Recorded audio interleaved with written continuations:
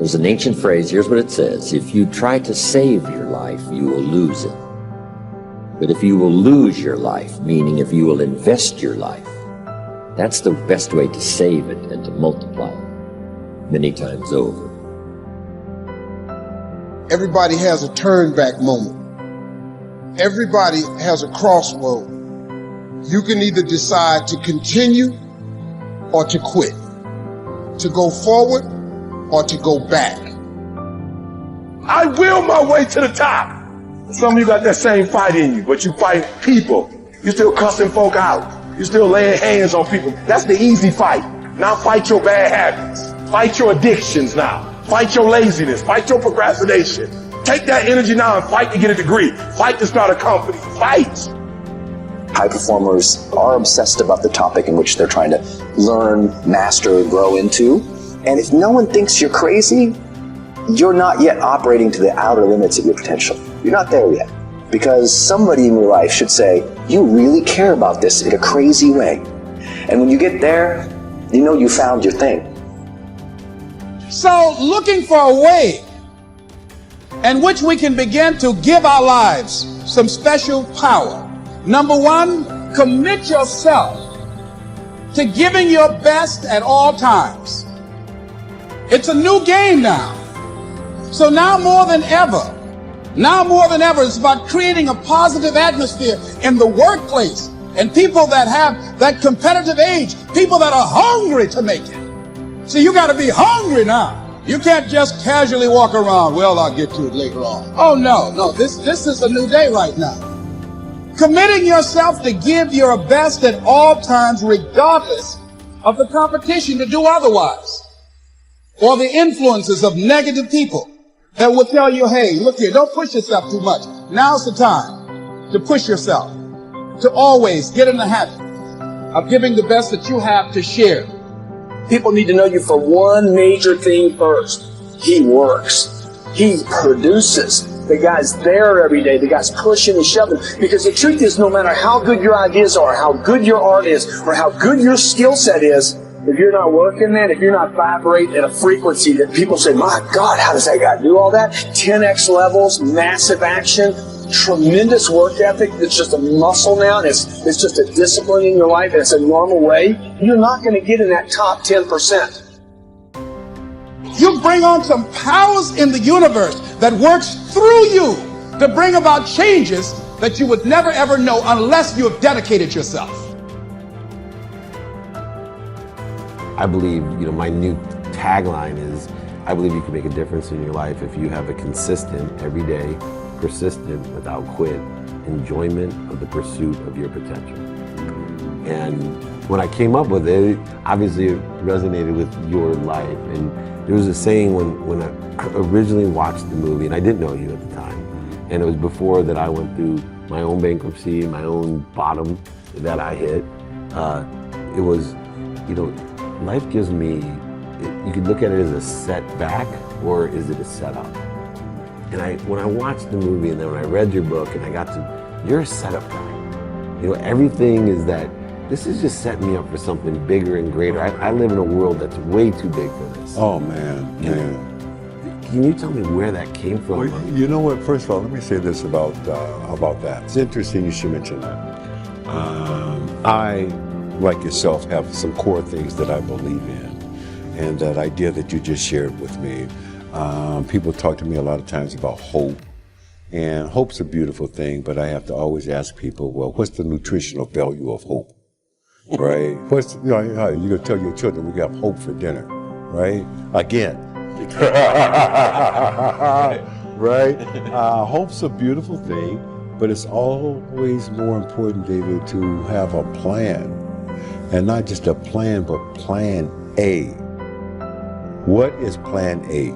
And the best plan A's always have something I call the C5 complex. Your plan A has got to be clear, concise, compelling, consistent, and committed.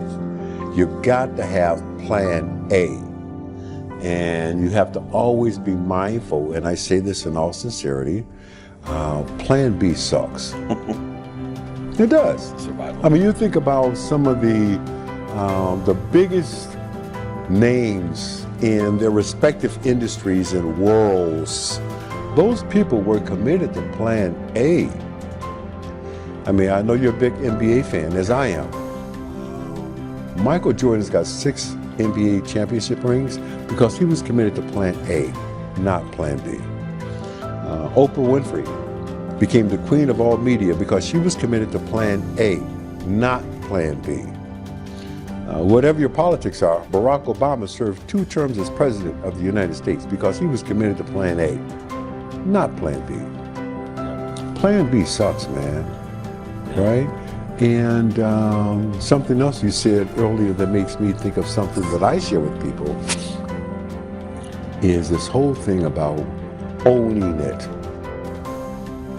I have to explain to people all around the world, why do you spell happiness with a Y? That Y is there to make us all mindful that it is you and your responsibility, you and your opportunity to create the life that you want for you and your family. That's why we spell happiness with a Y. If you really analyze your beliefs, you'll change them. I had a friend one time, I was trying to figure out where do beliefs come from. How do you, because all religion and all science will tell you got to believe it. William James from Harvard, 1900, he said, believe and your belief will create the fact. So belief is an interesting word. You got to believe it. And I was having lunch with a mentor one time, and he said, our belief system is based upon our evaluation of something. Frequently, if we reevaluate a situation, our belief about that situation will change. It was like bells were going off my head because I was trying to understand belief. How do you change your belief? Well, he told me, it's through reevaluation. And so I started to evaluate myself and reevaluate what I was doing. It took me 9.5 years, but I figured out why I changed. And it was the repetition of information. Thank you. You're in sports, you know, it's repetition. Yep. Repetition, repetition. Well, but practice doesn't make you perfect. Perfect practice makes you perfect. There's a big difference. Great point. And so I found that the part of our mind that controls our behavior is not the part of our mind that gathers information. School deals with the part of your mind that gathers information. And so we gather all kinds of information, and if we can remember it, they give us a test, we pass the test, we get the degree, and we're educated. That's not education at all. That is gathering information. Education, as Hill pointed out, comes from the Latin educo, meaning to educe, to develop, or to draw from within. We have genius in us. We have absolute perfection in us.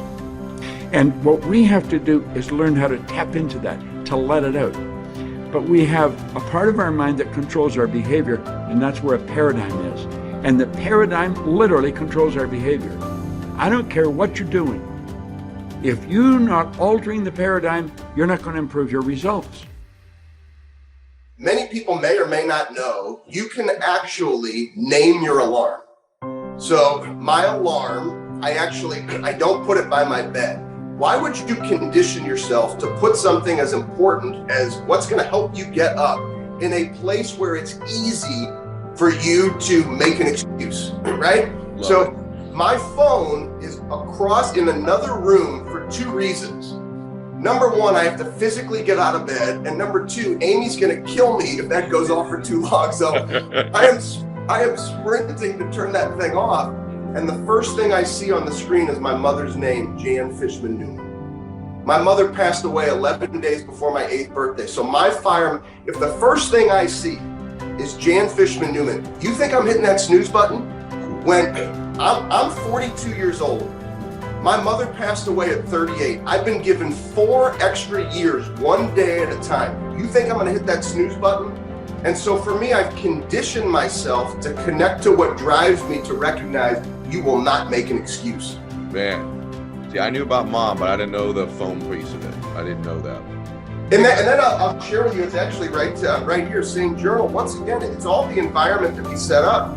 So one of the other things I do every morning, this is my burn journal. I write down Janet Fishman Newman legacy, uncommon amongst the uncommon. So one of the first things I do is I literally write. So to me, it's not enough. This is not easy. I think people want to hit the easy button in everything that we do. We have to condition our minds. Mental toughness is not easy. This is not